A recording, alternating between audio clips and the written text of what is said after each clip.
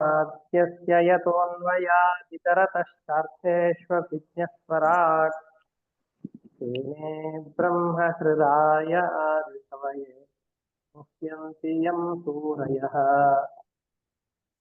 तेजो वारिमृदां यथा विनिमयो यत्र त्रिसर्गो मृषा धाम्ना स्वेन सदा निरस्तकुहकं सत्यं परं धीमहि निगमकल्पतरोर्गलितं फलम् सुखमुखादमृतद्रवसंयुतम् पिबत भागवतं रसमालयं मुहुरहो रसिकाः भुवि भावुकाः दारिद्र्यदुःखज्वरदाहितानां मायापिशाची परिमर्दितानां संसारसिन्धौ परिपातितानां क्षेमाय वै भागवतं सगर्जति साङ्केत्यं पारिहास्यं वा स्तोभं हेलनमेव वा वैकुण्ठनामग्रहणम् अशेषाघहरं विदुः श्रीगुरुभ्यो नमः हरिः ओम् ಇಲ್ಲಿಯವರೆಗಿನ ಶಾಸ್ತ್ರದಲ್ಲಿ ಪ್ರಹ್ಲಾದ ತನ್ನ ಸ್ನೇಹಿತರಾದ ಬಾಲಕರಿಗೆ ಯಾವ ತತ್ವಗಳನ್ನು ಉಪದೇಶ ಕೊಟ್ಟಿದ್ದಾನೋ ಅದರ ಬಗೆಗಿನ ವಿವರಣೆಯನ್ನು ನೋಡ್ತಾ ಇದ್ವಿ. ಜೀವನಿಗೆ ಬರುವಂತಹ ಯಾವ 3 ಅವಸ್ಥೆಗಳಿವೆಯೋ ಆ 3 ಅವಸ್ಥೆಗಳಲ್ಲಿ ಪ್ರೇರಕನಾಗಿ ಇರುವವನು ಪರಮಾತ್ಮನೇ ಹೊರತಾಗಿ ಮತ್ತೊಬ್ಬನಲ್ಲ. ನಮಗೆ ಕಣ್ಣಿಗೆ ಕಂಡಿಲ್ಲ ಅಂತಂದ ಮಾತ್ರಕ್ಕೆ ಒಂದು ಅತೀಂದ್ರಿಯವಾದ ಶಕ್ತಿಯೇ ಇಲ್ಲ ಅಂತ ಹೇಳುವುದು ಸರಿಯಲ್ಲ. ನಮ್ಮ ಕಣ್ಣಿಗೆ ಕಾಣದೇ ಇದ್ದರೂ ನಮ್ಮ ಎದುರುಗಡೆಯಲ್ಲಿ ಆಗ್ತಾ ಇರುವಂತಹ ಕಾರ್ಯಗಳನ್ನ ಕಂಡಾಗ ಇಂತಹ ಅದ್ಭುತವಾದ ಕಾರ್ಯವನ್ನ ಮಾಡ್ಲಿಕ್ಕೆ ಅಂತ ಸಮರ್ಥನಾದಂತಹ ಒಬ್ಬ ವ್ಯಕ್ತಿ ಇರಲೇಬೇಕು. ಅವನಿಗೆ ಏನು ಬೇಕಾದ್ರೂ ಹೆಸರಿನಿಂದ ಕರೀರಿ, ನಮಗಿಂತ ಅತ್ಯಂತ ವಿಲಕ್ಷಣನಾದ ಸರ್ವಶಕ್ತನಾದಂತಹ ಒಬ್ಬ ವ್ಯಕ್ತಿ ಇದ್ದಾನೆ ಅಂತ ಎಲ್ಲರೂ ಕೂಡ ಒಪ್ಪಲೇಬೇಕಾದಂಥ ವಿಷಯ ಅಂತ ಇಲ್ಲಿಯವರೆಗಿನ ವಿವರಣೆಯಲ್ಲಿ ನಾವು ಗಮನಿಸಿದ್ದೇವೆ. ಇದನ್ನೇ ನಮ್ಮ ಸ್ವಭಾವದಲ್ಲಿಯೂ ಕೂಡ ಒಂದು ಎಷ್ಟು ಒಳ್ಳೆ ವಿಷಯಗಳನ್ನ ಹೇಳ್ತಾ ಇದ್ದಾರೆ ಅಂದ್ರೆ, ಜೀವರ ಸ್ವಭಾವದಲ್ಲಿ ಈ ಗುಣಗಳ ಪ್ರಭಾವ ಹೇಗಿರುತ್ತೆ, ಒಬ್ಬೊಬ್ಬ ಜೀವನಲ್ಲಿ ಇರುವಂತಹ ಸಾಮರ್ಥ್ಯ ಒಂದೊಂದು ರೀತಿಯಾಗಿ, ಎಲ್ಲ ಜೀವರ ಸಾಮರ್ಥ್ಯ ಒಂದೇ ರೀತಿಯಾಗಿರೋದಿಲ್ಲ. ಒಬ್ಬನ ಸಾಮರ್ಥ್ಯ ಮತ್ತೊಬ್ಬನಿಗೆ ಇರೋದಿಲ್ಲ. ನಾವು ಒಬ್ಬನು ನಿಷ್ಪ್ರಯೋಜಕ ಅಂತ ಹೇಳ್ತೇವೆ. ನಿಷ್ಪ್ರಯೋಜಕ ಹೌದೋ ಅಲ್ಲೋ ಅದು ಬೇರೆ ವಿಷಯ, ಯಾರೂ ನಿಷ್ಪ್ರಯೋಜಕರಲ್ಲ. ಯಾಕೆ ಅಂತಂದ್ರೆ ಒಂದು ಸಂಸ್ಕೃತದಲ್ಲಿ ಒಂದು ಗಾದೆ ಮಾತಿದೆ, ಅಯೋಗ್ಯ ಪುರುಷೋ ನಾಸ್ತಿ ಯೋಜಕಸ್ತತ್ರ ದುರ್ಲಭ. ಈ ಸೃಷ್ಟಿ ಮನುಷ್ಯರು ಅವರು ಇವರು ಯಾರಾದ್ರೂ ನಮ್ಮಂಥವ್ರದ್ದು ಯಾರಾದ್ರದ್ದು ಒಬ್ರದ್ದು ಸೃಷ್ಟಿಯಾಗಿತ್ತು ಅಂತಂದ್ರೆ, ಗಣಪನ್ ಮಾಡ್ಲಿಕ್ಕೆ ಹೋಗಿದ್ದೆ ಅವ್ರ ಅಪ್ಪನ್ ಮಾಡ್ಬಿಟ್ಟೆ, ಇದು ವೇಸ್ಟ್ ಆಯ್ತು, ಇದು ಉಪಯೋಗಕ್ಕೆ ಬರ್ಲಿಲ್ಲ ಅಂತ ಬಿಸಾಕಬಹುದು, ವ್ಯರ್ಥ ಅಂತ ಹೇಳಬಹುದು. ಆದ್ರೆ ಇಡೀ ಜಗತ್ತಿನ ಸೃಷ್ಟಿಯಾಗಿರುವಂತಹದ್ದು ಪರಮಾತ್ಮನಿಂದ. ಆ ಪರಮಾತ್ಮನ ಸೃಷ್ಟಿಯಲ್ಲಿ ಒಂದೂ ಕೂಡ ವ್ಯರ್ಥವಾದ ಪದಾರ್ಥಗಳು ಅಂತ ಯಾವುದೂ ಇಲ್ಲ. ಹಾಗಾಗಿ ಪುರುಷರು ಯಾರಾದ್ರೂ, ಜೀವರು, ಪುರುಷರು ಅಂತಂದ್ರೆ ಜೀವರು ಅಂತ ಅರ್ಥ. ಪುರುಷೇತೇತಿ ಪುರುಷ, ಸ್ತ್ರೀಯರು ಆಗಬಹುದು, ಗಂಡು ಮಕ್ಕಳು ಆಗಬಹುದು. ಶರೀರದಲ್ಲಿ ವಾಸ ಮಾಡುವ ಯಾರ್ಯಾರಿದ್ದಾರೋ ಅವರೆಲ್ಲರೂ ಪುರುಷರೇ. ಅಯೋಗ್ಯ ಪುರುಷ ನಾಸ್ತಿ, ಅಯೋಗ್ಯನಾದಂಥ ಒಬ್ಬ ವ್ಯಕ್ತಿಯೇ ಇಲ್ಲ. ಆದರೆ ಇವನ್ ಅಪ್ರಯೋಜಕ ಅಂತ ನಾವು ಲೋಕದಲ್ಲೆಲ್ಲ ವ್ಯವಹಾರ ಮಾಡ್ತೇವಲ್ಲ ಅಂತಂದ್ರೆ ಹೌದು. ಯಾಕೆ ಅಂತಂದ್ರೆ ಅವನಿಗೆ ಯಾವ ಕೆಲಸದಲ್ಲಿ ಈ ಪ್ರಾವೀಣ್ಯ ಇದೆಯೋ, ಯಾವ ಕೆಲಸದಲ್ಲಿ ಅವನು ಹೋದರೆ ಉತ್ತಮವಾದಂತಹ ಗತಿಯನ್ನ ಪಡೀತಾನೋ, ಆ ಕೆಲಸವನ್ನ ಚೆನ್ನಾಗಿ ನಿರ್ವಹಣೆ ಮಾಡ್ತಾನೋ, ಅಂತಹ ಕೆಲಸ ಯಾವುದು ಅಂತ ನಮಗ್ ಗೊತ್ತಿಲ್ಲ. ನಾವು ಆಮೆಯನ್ನು ಹೋಗಿ ರನ್ನಿಂಗ್ ರೇಸ್ ಕಾಂಪಿಟೇಷನ್ಗೆ ಹಾಕ್ಬಾರ್ದು. ಅದೇ ರೀತಿಯಾಗಿ ಮೊಲಕ್ಕೆ ಭಾರ ಹೊತ್ತುವಂತಹ ಕಾಂಪಿಟೇಷನ್ ಅಲ್ಲಿ ಭಾಗವಹಿಸು ಅಂತ ಹೇಳ್ಬಾರ್ದು. ಜಿಂಕೆ ಹೋಗಿ ಬೇಟೆಯಾಡು ಅಂತ ಹೇಳಬಾರ್ದು. ಯಾಕೆ ಅಂತಂದ್ರೆ ಆಯಾಯ ಪ್ರಾಣಿಗಳ ಸ್ವಭಾವ ಬೇರೆ ಬೇರೆ ರೀತಿಯಾಗಿರುತ್ತೆ. ಪ್ರಾಣಿಗಳಲ್ಲಿ ಹೇಗೋ ಒಬ್ಬೊಬ್ಬ ಮನುಷ್ಯನದ್ದು ಹಾಗೆ. ಇದೆಲ್ಲ ಯಾಕಾಗತ್ತೆ? ಜೀವರಲ್ಲಿ ತಾರತಮ್ಯ ಇದೆ. ಈ ತಾರತಮ್ಯ ಯಾವುದಕ್ಕೋಸ್ಕರ ಕಾಣುತ್ತೆ? ಈ ತಾರತಮ್ಯಗಳು ಕಾಣೋದು ಜೀವರಲ್ಲಿರುವಂತಹ ಸತ್ವ, ರಜಸ್ಸು, ತಮಸ್ಸು ಈ ಗುಣಗಳಿಂದ. ಏನಾಗಿರುತ್ತೆ ಅಂತಂದ್ರೆ ನಮ್ಮ ಜೊತೆಯಲ್ಲಿ ಈ ಪರಮಾತ್ಮ ಇದ್ದದ್ರಿಂದ ನಮಗೇನಂತ ಅನಿಸ್ಬಿಡತ್ತೆ ಅಂತಂದ್ ಹೇಳಿದ್ರೆ, ಓ ನಮ್ ಹಾಗೆ ಅವನು ಕೂಡ ಅಂತ. ಈಗ ಉದಾಹರಣೆಗೆ ದೊಡ್ಡ ವ್ಯಕ್ತಿಗಳಿರ್ತಾರೆ, ನಮ್ಮ ಜೊತೆಯಲ್ಲಿ ಚೆನ್ನಾಗಿ ಅವರು ವ್ಯವಹಾರ ಮಾಡ್ತಾ ಇದ್ದಾರೆ ಅಂತಂದ್ರೆ ಅತಿ ಪರಿಚಯಾದ್ ಅವಜ್ಞಾ ಭವತಿ ವಿಶಿಷ್ಟೇಪಿ ವಸ್ತುನಿ ಪ್ರಾಯಃ. ಪ್ರಾಯಃ ಪ್ರಯಾಗವಾಸಿ ಕೂಪಸ್ನಾನಂ ಸದಾಚರತಿ ಅಂತ ಒಂದು ವಾಕ್ಯ ಇದೆ. ಎಷ್ಟು ಒಳ್ಳೆ ಮಾತು ಅಂತಂದ್ರೆ, ನಮಗೆ ತುಂಬಾ ಅದ್ಭುತವಾದಂತಹ ವಸ್ತು, ಪರಮ ಪವಿತ್ರವಾದಂತಹ ಸ್ಥಳಗಳು, ಅದು ಎಷ್ಟೇ ಪವಿತ್ರವಾಗಿದ್ರು, ಎಷ್ಟೇ ಶ್ರೇಷ್ಠವಾಗಿದ್ರು ದೂರದಲ್ಲಿದ್ದಾಗ ಮಾತ್ರ ಅದಕ್ಕೆ ಬೆಲೆ ಹೆಚ್ಚಿಗೆ. ಆ ವಸ್ತುವಿನ ಅತಿಯಾದಂತಹ ಪರಿಚಯ ನಮಗಾಯ್ತು ಅಂತಂದ್ ಹೇಳಿದ್ರೆ, ಅತಿಯಾಗಿ ಆ ವಸ್ತುವಿನ ಸಾಮೀಪ್ಯ ನಮಗೆ ಸಿಕ್ತು ಅಂತಂದ್ ಹೇಳಿದ್ರೆ, ಆವಾಗ ಆ ವಸ್ತುವಿನಲ್ಲಿರುವಂತಹ ಮಹತ್ವ ಕಡಿಮೆ ಆಗಿ ಹೋಗ್ಬಿಡತ್ತೆ. ಅಂತಂದ್ರೆ ಆ ವಸ್ತುವಿನ ಬಗೆಗಿರುವ ನಮ್ಮ ಭಾವನೆ ಕಡಿಮೆಯಾಗಿ ಬಿಡತ್ತೆ. ಮತ್ತೇನ್ ಮಾಡ್ತೇವೆ? ಆ ವಸ್ತುವಿನ ಬಗ್ಗೆ ತಾತ್ಸಾರ ಭಾವನೆಯನ್ನ ಮಾಡ್ಲಿಕ್ಕೆ ಪ್ರಾರಂಭ ಮಾಡ್ತೇವೆ. ಅದಕ್ಕೊಂದು ಒಳ್ಳೆ ದೃಷ್ಟಾಂತವನ್ನು ಕೊಡ್ತಾರೆ. ಲೋಕ ಪ್ರಯಾಗವಾಸಿ, ಪ್ರಾಯ ಬೇಡ, ಲೋಕ ಪ್ರಯಾಗವಾಸಿ. ಪ್ರಯಾಗ ಅನ್ನೋ ಕ್ಷೇತ್ರಕ್ಕೆ ನಾವೆಲ್ಲ ಮಹಾಕುಂಭಮೇಳ ಆದಾಗ ಮೊನ್ನೆ ನಾವೆಲ್ಲ ಜನರು ಕೂಡ ಸೇರಿಸಿಕೊಂಡು ಓಡಾಡ್ಕೊಂಡು ಬರ್ತಾ ಇದ್ವಿ. ಇಲ್ಲಿಂದ ಎಲ್ಲ ಖರ್ಚು ಹಾಕೊಂಡು ಅಲ್ಲಿಗೆಲ್ಲ ಬಹಳ ಆ ಸಂದರ್ಭದಲ್ಲಿ ವಿಮಾನಯಾನದ ದರ ಗಗನ ಮುಟ್ಟಿಬಿಟ್ಟಿತ್ತು. ಆಕಾಶ, ಆ ವಿಮಾನಗಳು ಹೇಗೆ ಆಕಾಶವನ್ನು ಮುಟ್ಟತ್ತೋ ಹಾಗೆ ಅದರ ರೇಟ್ಗಳು ಅಷ್ಟೇ ಮುಟ್ಟಿತ್ತು. ಆದ್ರೂ ಪರವಾಗಿಲ್ಲ, ಒಮ್ಮೆ ಪ್ರಯಾಗಕ್ಕೆ ಹೋಗಿ ಸ್ನಾನ ಮಾಡಿ ಬಂದ್ರೆ ಆಯ್ತು ಅಂತ ಸ್ನಾನ ಪಾನಾದಿಗಳನ್ನು ಮಾಡ್ಕೊಂಡು ಬಂದ್ರು. ಆದ್ರೆ ಪ್ರಯಾಗದಲ್ಲೇ ಯಾರು ಇರ್ತಾರಲ್ಲ, ಅವ್ರು ಪ್ರತಿ ದಿವಸ ಹೋಗಿ ಏನಾದ್ರು ಆ ತ್ರಿವೇಣಿ ಸಂಗಮನದಲ್ಲಿ ಸ್ನಾನ ಮಾಡ್ತಾರೇನು? ಯಾರು ಮಾಡೋದಿಲ್ಲ.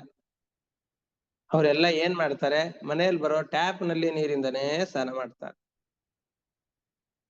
ಈ ಹಿಂದೆ ಕೂಪ ಸ್ನಾನಂ ಸದಾಚರತೆ ಅಂತ ಹೇಳಿದ್ರು, ಬಾವಿ ನೀರಿನ ಸ್ನಾನ ಮಾಡ್ತಾರೆ ಅಂತ. ಯಾಕೆ ಅಂದ್ರೆ ಹಿಂದಿನ ಕಾಲದಲ್ಲಿ ಎಲ್ಲರ ಮನೆಯಲ್ಲಿ ಬಾವಿ ಇರ್ತಾ ಇತ್ತು ಅಂತ ಇದನ್ನ ಹೇಳಿದಾರೆ ಅಷ್ಟೇ. ಈಗ ಟ್ಯಾಪ್ ನೀರು, ಆ ಸ್ನಾನವನ್ನು ಎಲ್ಲರೂ ಮಾಡ್ತಾರೆ. ಹಾಗಾಗಿ ಯಾವ ವಸ್ತುಗಳು ಅತ್ಯಂತ ಪವಿತ್ರವಾಗಿರತ್ತೋ, ಅತ್ಯಂತ ಹಿರಿದಾದಂತಹ ವ್ಯಕ್ತಿತ್ವವನ್ನು ಪಡೆದಿರತ್ತೋ ಅಂತಹ ವಸ್ತುಗಳು ನಮ್ಮ ಬಳಿಯಲ್ಲಿ ಬಹಳ ಕಾಲದಿಂದ ಇದೆ ಅಂತ ಆದ್ರೆ ಆ ವಸ್ತುವಿನ ಗುಣಮಟ್ಟ ಎಷ್ಟಿದೆ ಅಂತ ನಮಗ್ ತಿಳಿಲಿಕ್ಕೆ ಆಗೋದಿಲ್ಲ. ನಮ್ ಜೊತೆನೆ ಇದೆ, ಪರವಾಗಿಲ್ಲ ಅಂತ ಅನಿಸ್ಬಿಡ.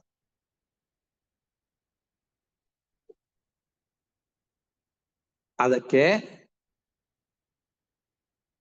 ಈ ಪರಮಾತ್ಮನೂ ಕೂಡ ನಮ್ಮ ಶರೀರದ ಒಳಗಡೆಯಲ್ಲಿ ನಿಯಾಮಕನಾಗಿದ್ದಾಗ, ಅಥವಾ ಅವನೂ ಕೂಡ ಅವತಾರಗಳನ್ನ ಮಾಡಿ ಬಂದಾಗ, ನಮ್ಮ ಜೊತೆಯಲ್ಲಿ ವ್ಯವಹಾರ ಮಾಡಿದಾಗ, ನಮ್ಮ ನಿಮ್ಮಂತೆ ನುಡಿದಾಗ, ಮಾತನಾಡಿದಾಗ, ವರ್ತನೆ ಮಾಡಿದಾಗ, ಓ ಇವನು ನಮ್ಮಂತೆ ಸಾಮಾನ್ಯನಾದಂತಹ ಮನುಷ್ಯ ಅನ್ನುವ ಭಾವನೆ ಮನಸ್ಸಿನಲ್ಲಿ ಮೂಡಿಬಿಡತ್ತೆ. ಆ ರೀತಿಯಾಗಿ ಮಾಡಬಾರದು. ಆ ವ್ಯಕ್ತಿಯ ವ್ಯಕ್ತಿತ್ವವನ್ನು ತಿಳಿದುಕೊಂಡು ಅದರಲ್ಲಿ ಆ ಬುದ್ಧಿಯನ್ನ, ಮಹತ್ವ ಬುದ್ಧಿಯನ್ನು ಯಾವಾಗ್ಲೂ ಪಡೆದಿರ್ಬೇಕು. ಏಭಿಸ್ತ್ರಿವರ್ಣೈ ಪರ್ಯಸ್ತೈ ಬುದ್ಧಿಭೇದೈ ಕ್ರಿಯೋದ್ಭವೈ ಸ್ವರೂಪಂ ಆತ್ಮನೋ ಧತ್ತೆ ಗಂಧೈ ವಾಯುರಿವಾನ್ವಯಾತ್. ಹೂವಿನಲ್ಲಿರುವಂತಹ ಪರಿಮಳ ಗಾಳಿಯ ಜೊತೆಯಲ್ಲಿ ಸೇರಿದಾಗ ಗಾಳಿಯು ಕೂಡ ಒಳ್ಳೆ ವಾಸನೆ ಇದೆ ಅಂತ ಹೇಳ್ತೇವೆ. ಗಾಳಿ ಒಳ್ಳೆ ವಾಸನೆ ಇರೋದಲ್ಲ, ಹೂವಿನ ಅವಯವಗಳು ಇವೆಲ್ಲವೂ ಕೂಡ ಗಾಳಿಯಲ್ಲಿ ಸೇರಿರೋದ್ರಿಂದ ಗಾಳಿಯಲ್ಲಿ ತೋರ್ತಾ ಇದೆ. ವಸ್ತುತಸ್ತು ಗಾಳಿಯಲ್ಲಿ ವಾಸನೆ ಇಲ್ಲ. ಅಲ್ಲಿರೋ ವಾಸನೆ ಪರಿಮಳ, ಹೂವಿನಲ್ಲಿರುವಂತಹ ಪರಿಮಳ ಹೇಗೆ ಗಾಳಿಯಲ್ಲಿ ತೋರುತ್ತೋ ಅದೇ ರೀತಿಯಾಗಿ ಇಲ್ಲಿರುವಂತಹ ಪರಿಮಳವೂ ಕೂಡ ಇನ್ನೊಂದು ಕಡೆಯಲ್ಲಿ ತೋರುತ್ತೆ. ಏತದ್ವಾರೋ ಹಿ ಸಂಸಾರ ಗುಣಕರ್ಮ ನಿಬಂಧನ ಅಜ್ಞಾನ ಮೂಲ ಅಪಾರ್ಥೋಪಿ ಪುಂಸಃ ಸ್ವಪ್ನ ಇವಾಪ್ಯತೆ.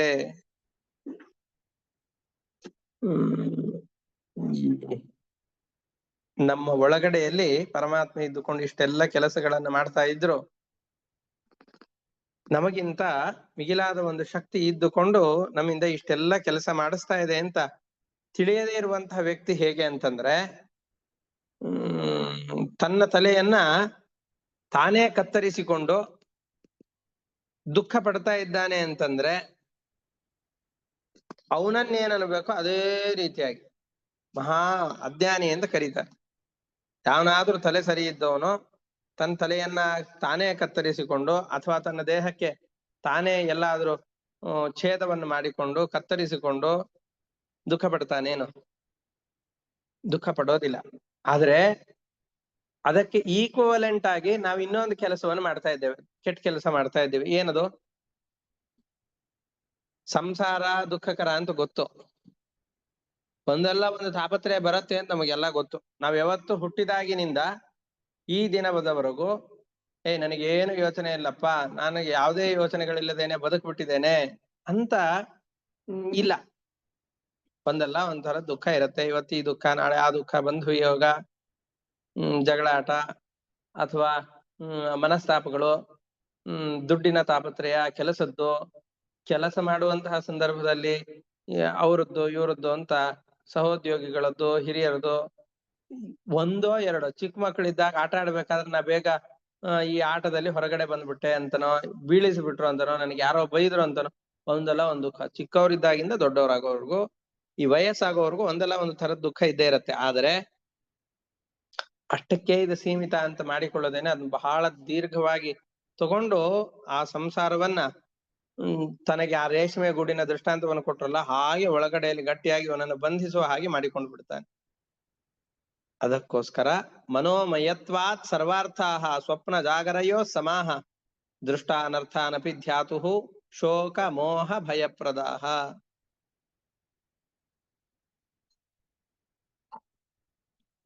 ನಮಗೆ ಅನರ್ಥ ಬರಲಿ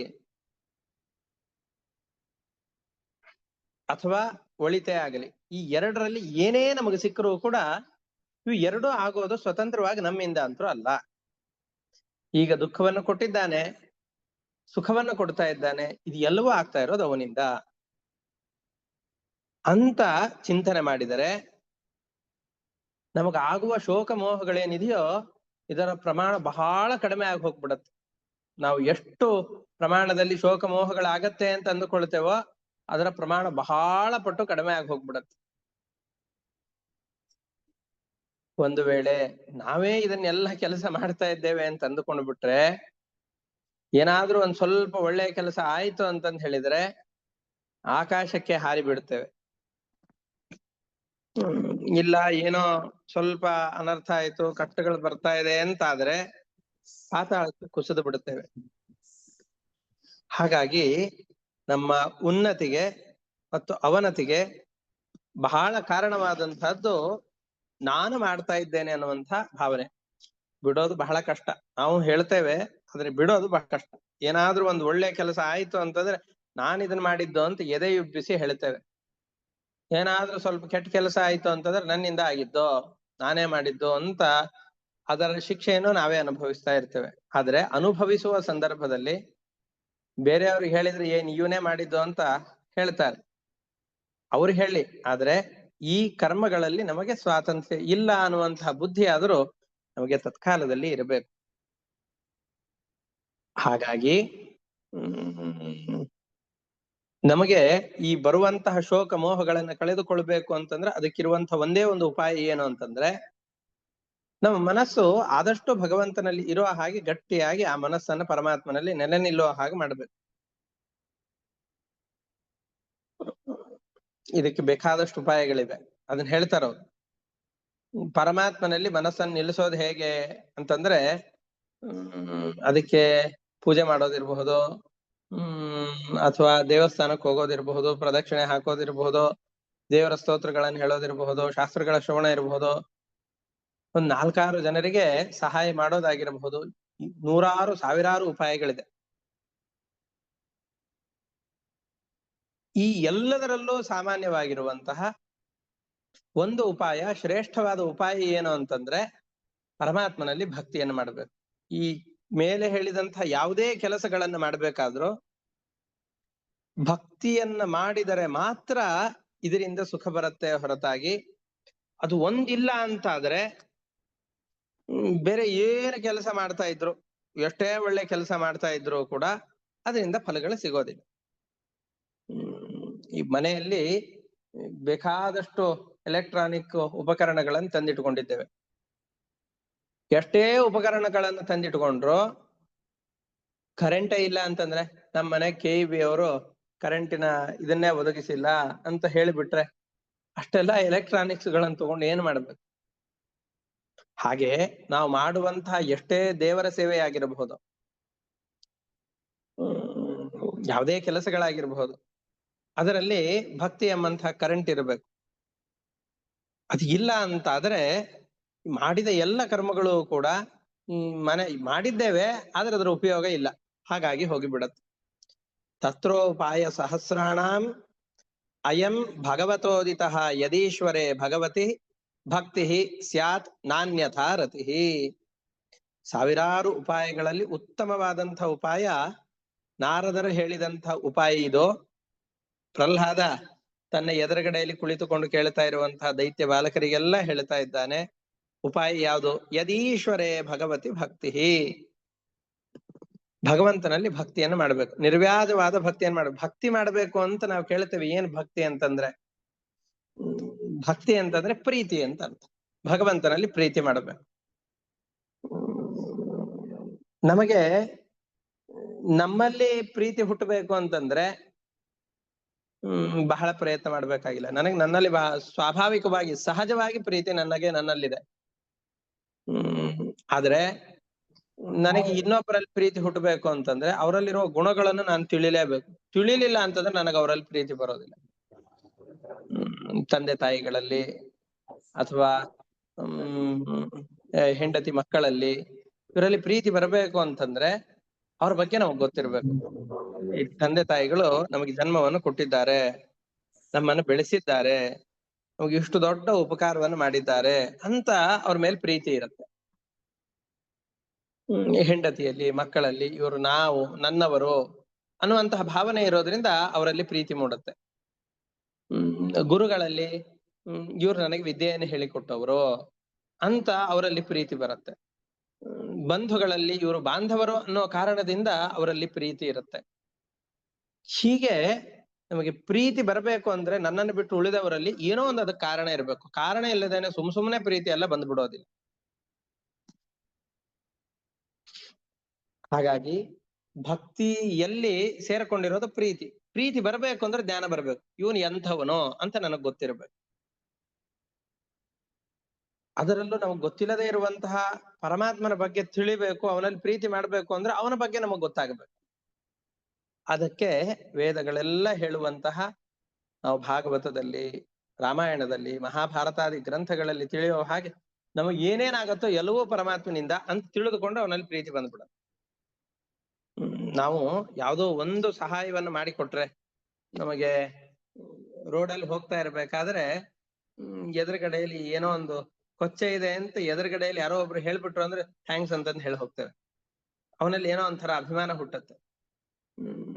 ಯಾರಾದ್ರೂ ಮನೆಗೆ ಕರೆದು ಒಳ್ಳೆ ಊಟವನ್ನು ಹಾಕ್ಬಿಟ್ರು ಅಂತಂದ್ರೆ, ಅಥವಾ ನಮ್ಮ ಬಗ್ಗೆ ಒಂದು 4 ಅಭಿಮಾನದ ಮಾತುಗಳನ್ನ ಆಡಿದ್ರು ಅಂತಂದ್ರೆ, ಸ್ವಲ್ಪ ಅನಾರೋಗ್ಯ ಇದ್ದಾಗ ನಮಗೆ ಔಷಧೋಪಚಾರಗಳನ್ನ ಮಾಡಿದ್ರು ಅಂತಂದ್ರೆ ಅವರಲ್ಲಿ ನಮಗ್ ಪ್ರೀತಿ ಹುಟ್ಟಿಬಿಡತ್ತೆ, ಸ್ನೇಹ ಭಾವ ಹುಟ್ಟತ್ತೆ.